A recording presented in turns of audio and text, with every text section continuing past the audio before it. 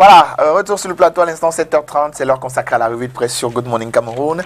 Les journaux sont parus en anglais et en français chez nous au pays. Donc deux parties dans cette revue de presse aujourd'hui. La presse anglophone dont Amanda se chargera de vous livrer les différents contenus avec The Horizon et la suite pour la presse francophone. And this morning we are beginning with the bi-weekly The Horizon. And on the front page we read this story. Bias Marshall plan for Northwest Southwest, hopes, fears and prospects. The paper adds Tasong mission gets baptism of fire in Bamenda. On the front page of the Horizon newspaper we find a picture that accompanies that story with the caption Minister Paul Tasong addressing Northwest elite. Paul Achobong, Bamenda City Mayor, articulating hopes and fears of his community. That story you'd find in today's edition of the Horizon newspaper. Also on the front page of the newspaper, Nobel Prize laureates call for COVID-19 ceasefire in Cameroon. The paper continues, International Council of Nurses, ICN, Cameroon aid workers add voices. Go to page 3 for the rest of that story. Financial governance support project. Motaze satisfied with output seeks to prevent accumulation of payment areas. More on page 2 of the Horizon newspaper of today. Dismissed UB associate professor says he was betrayed. Who exactly is the paper talking about? And the details of the story? Well, page 2 of the Horizon newspaper will give you more. New twist to CUIB crisis at the Catholic University Institute of Boya. The paper says court issues restraining order against Monsignor Bibi. It's becoming even more interesting. Go to page 2 for the rest of that story, yeah? Don't take it from me. Soldiers arrest father of 3 in a corner for bearing name Amber. Page 7 of the Horizon newspaper will give you clarifications on that story. Is it Amber or Amber? Just asking. Renewed life network on offensive to transform sex workers in Bamenda. More on page 12 of the Horizon newspaper. The Horizon newspaper, which or whose app version you can download on the Google Play Store. We now leave the Horizon newspaper. We turn our attention to the Post Weekend, and we read on its front page, CUIB saga. Court annuls Bishop's appointment, and that story you'd read on page 7 of the newspaper, and you'd find the front page Monsignor Michael Bibi on the front page. Like I said, go to page 7 of the Post newspaper to get the rest of the story. UN Security Council may discuss Anglophone crisis in September. More on page 2. Joint reconstruction of villages, Minister Tasong entreats separatist fighters. Details on page 2 still of the Post newspaper. We also read on the front page of the newspaper, Creepy Port Authority and no partner to boost business. More on page 6. Elekam Facebook page hacked. Kamto admonishes overzealous followers. Chris, you and I were talking about this just yesterday. Yeah. You can get the rest of that story on page 9 of the Post newspaper. UB second story, Sines promises legal battle to reinstate Professor Sango. More on page 9 of the Post newspaper. Human interest story, man of God reveals why pastors are dying. Oh, maybe more religious than human interest. Well, details on page 10 of the Post newspaper. And to end this announcement, Collector's Diary is back. Go to page 8 of the Post newspaper. We now leave the Post to the Guardian Post Daily, and on the front page we read this morning. Babaju Bamenda Road reinforces Ambazonians' clamor for separate states. The paper adds the deplorable state of the road is being used as a weapon by separatists to push forward their independence agenda. And on the front page, of course, a very illustrative picture that goes with the story, and I'm going to try to read the caption. It's not very clear. Stranded passengers like these now daily occurrence along abandoned Babaju Bamenda Road. The details of that story you'd find on page 3 of the Guardian Post Daily. BIA approves borrowing of 106 billion francs CFA to Tower Bamenda Ring Road. Details of that story on page 2 of the Guardian Post Daily. Effects of COVID-19, enterprises upgrading office strategies to boost resilience of businesses. More on page 5 of today's edition of the Guardian Post newspaper. FACO lawyers furious as police summons colleagues over court scuffle. Story by Maxwell Fokwenchik that you find on page 11 of the Guardian Post newspaper of this Thursday morning.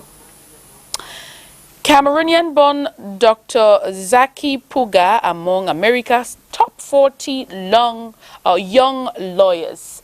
That story you'd find in this edition of the Guardian Post newspaper. Also, rest assured you'd get tenders from Limbe City Council inside this edition of the Guardian Post newspaper.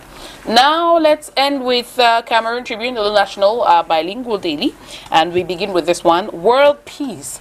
Paul Biya, advocate of multilateralism. I'm going to read that again. There are some words like that. Paul Biya, advocate of multilateralism. I hope I pronounced it right.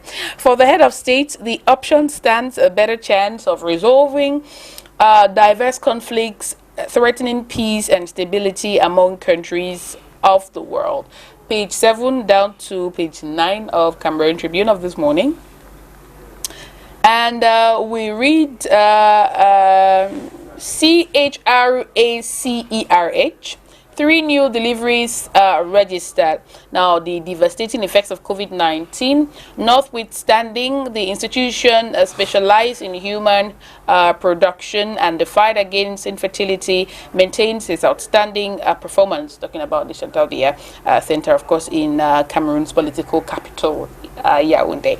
The details of that story you'd find on page 18 down to page 19 of Cameroon Tribune. And well, that's how we put the cap on this first part of the press review of this morning Cameroon this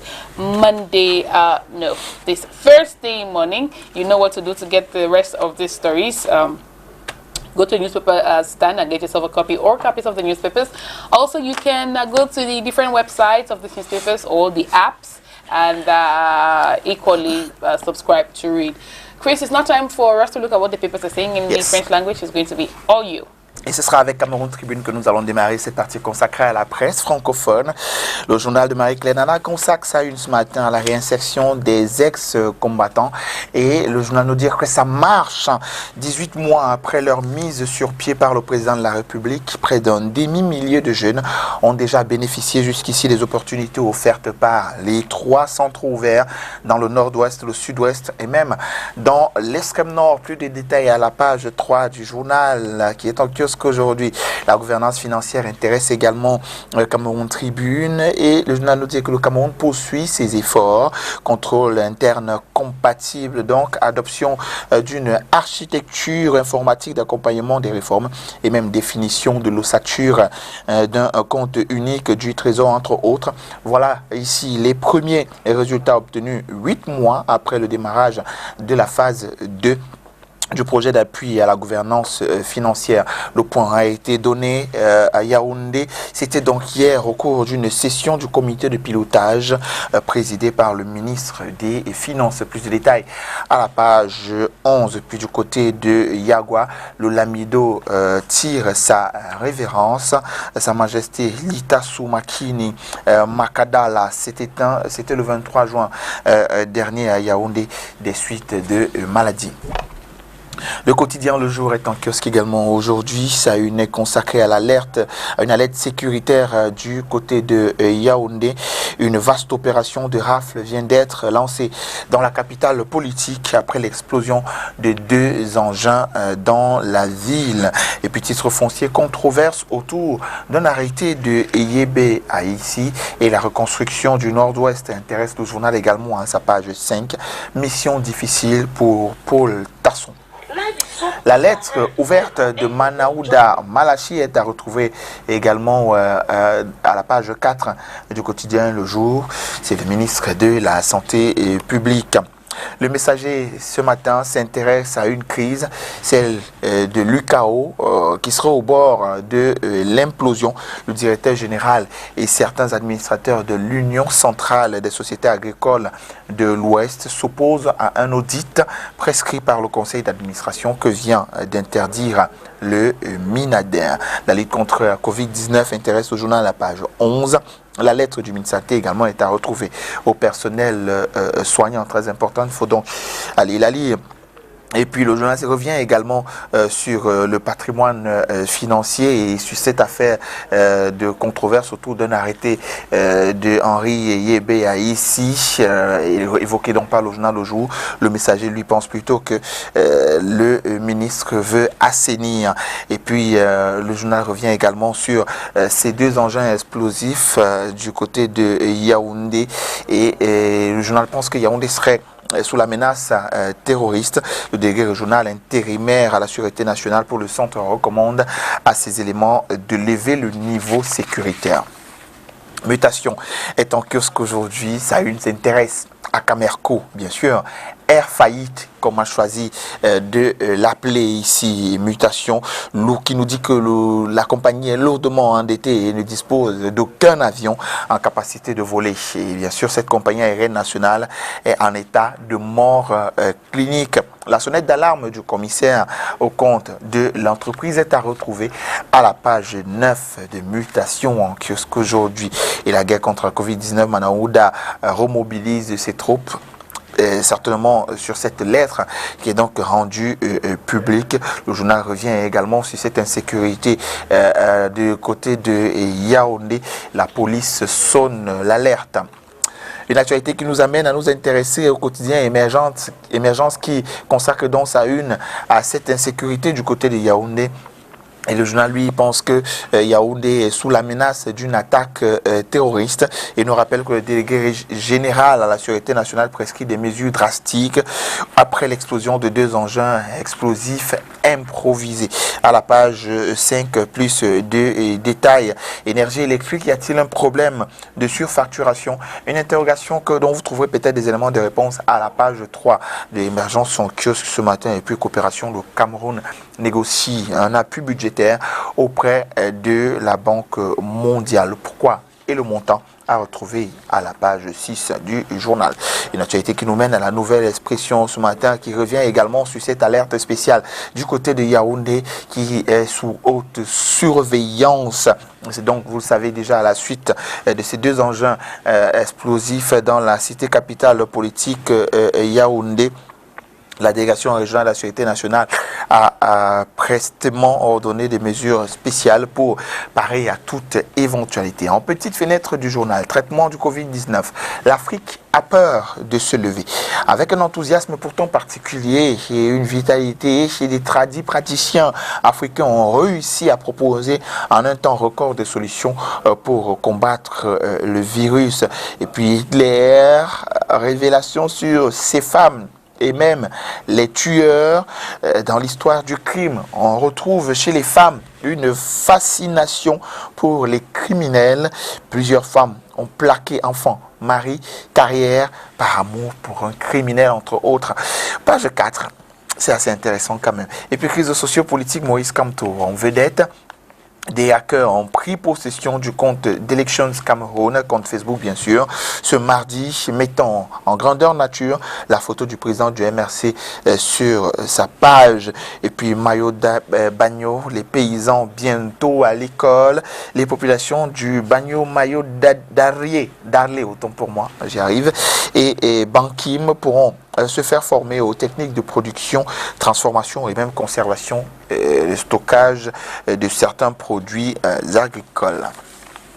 Le messager est en kiosque aujourd'hui, vous le savez, on vous en a donné le contenu de la une ce matin et on s'intéresse au billet hebdomadaire Aurore Plus maintenant qui consacre sa une à la monnaie électronique à Freeland et les soupçons d'argent sale. Cet établissement continue de promouvoir des produits présumés financiers, financer le terrorisme et faciliter le blanchiment de fonds d'origine criminelle. Bon, c'est Aurore Plus qu'il dit à sa page 4 ce matin.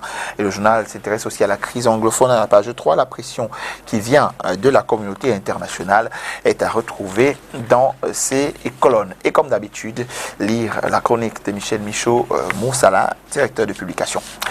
On s'intéresse à l'économie maintenant avec l'économie quotidienne qui consacre sa une aujourd'hui à la production locale. Sortir le Made in Cameroun des discours. La question a été au cœur des préoccupations lors de la journée du patriotisme économique qui a eu lieu le 23 juin dernier du côté de Yaoundé à l'initiative du réseau parlementaire Espérance Jeunesse. Le plaidoyer du consortium Association Entrepreneurs Ingénieux d'Afrique ASENIA. Stratégie, la feuille de route de Joseph Roland Mata est à la Chambre de commerce, est à retrouver à la page 3. Et puis Facebook apporte son expertise en marketing numérique aux PME africaines s'agissant de la Covid-19. L'électricité intéresse également le journal à la page 4. Un financement de la Banque africaine de développement pour l'interconnexion Tchad-Cameroun. Le financier d'Afrique, le billet hebdomadaire est en kiosque ce matin, infrastructure routière. Le journal nous dit que 7 milliards de francs CFA pour 1 kilomètre de l'autoroute Douala et Yaoundé. Les 60 premiers kilomètres vont coûter 423,6 milliards de francs CFA, dépensant ainsi les projets similaires réalisés du côté de la Côte d'Ivoire, ce qui a coûté 2 milliards de francs CFA par kilomètre. Et au Maroc, 1,7 milliard de francs CFA par kilomètre. Et au Cameroun, c'est 7 milliards de francs CFA par kilomètre. Et puis fibre optique, Ali Bongo satisfait de 528 kilomètres du projet Backbone. Et la crise sanitaire intéresse le journal dans ses colonnes aujourd'hui, précisément à la page 3. Les 5 piliers de la stratégie de lutte contre la Covid-19 au Cameroun. Et patriotisme économique, le Made in Cameroun s'invite à l'Assemblée nationale. Le journal revient également sur cette actualité et le journal s'intéresse également au TIC, une plateforme numérique pour atténuer la Covid-19 en Afrique. Défis actuels est en kiosque ce matin. Attention, comment la Covid-19 plombe la production. Le journal mène toute une enquête là-dessus sur le cacao, le café, la banane, le pétrole, l'huile raffinée et même la pêche et le bois. Donc, je disais tantôt, une enquête est à retrouver à la page 2 et à la page 3 du journal, qui s'intéresse également à la communication et nous dit que les membres du Conseil national de la communication sont dans l'illégalité après que les mandats de Peter Essoka et son équipe sont déchus depuis plus d'1 an déjà.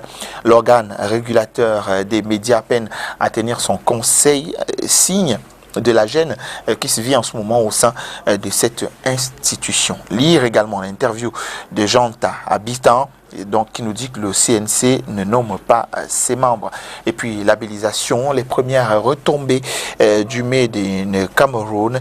1 an après le lancement du label Made in Cameroun, une centaine de produits ont déjà été normalisés, notamment dans les secteurs de l'agroalimentaire, secteur de la santé également, et du cosmétique, entre autres. Lutte contre Covid-19, mobilisation et sensibilisation des jeunes renforcée. Le ministre de la Jeunesse, Mounouna Fotou, a procédé à une remise des kits nécessaires à la riposte contre la pandémie aux différents acteurs placés sous sa tutelle bien sûr. C'était mercredi dernier du côté de Yaoundé. On sort de cette revue de presse à 7h passées 49 minutes avec Afrique Environnement, désertification, c'est l'objet de la une du journal. Et les pierres intensifient la lutte au moment où le pays fait face donc avec acuité aux problèmes de déforestation et de sécheresse. Le ministre de l'Environnement, de la Protection de la Nature et même du Développement durable et les pierres appellent les Camerounais à devenir des éco-citoyens. au cœur donc de cette actualité. À ce jour, on estime que 12 millions d'hectares de forêts ont été détruits dans le pays, dont 8 millions pratiquement dans les 3 régions du septentrion du fait de la déforestation et de la sécheresse. Il est donc urgent, d'après le ministre, de remédier à ce problème. À la page 3, plus de détails. Voilà ce qui met un terme à cette revue de presse aujourd'hui, du moins pour ce qui est des journaux que nous avons reçus à notre rédaction. Il y en a bien plus dans les kiosques, les amis. Yep. 8 heures, heure d'ouverture des kiosques. That's right. All you have to do is go to this kiosks or newspaper stands and get yourself copies of these newspapers. Also, we encourage you to read online. Why not? It's now time for us to go get some music, and when we come back, we'll be talking news with Kathy. Don't go away. Makama. Oba Foyoga. Uti yule. Mbolo. Martin chubula mchubula. Soko biwo. Amba. Mena kuna wabuki maholio. Jamna. Agazane hamyofu. Abala. Gaga chiamu. Bolon. Sare jampi ko jam. Madala. Befma se patwaze. Meadeo. Monsieur Sonora là. Ma fille ande lan. Et bien du coup. Ga venir on la top.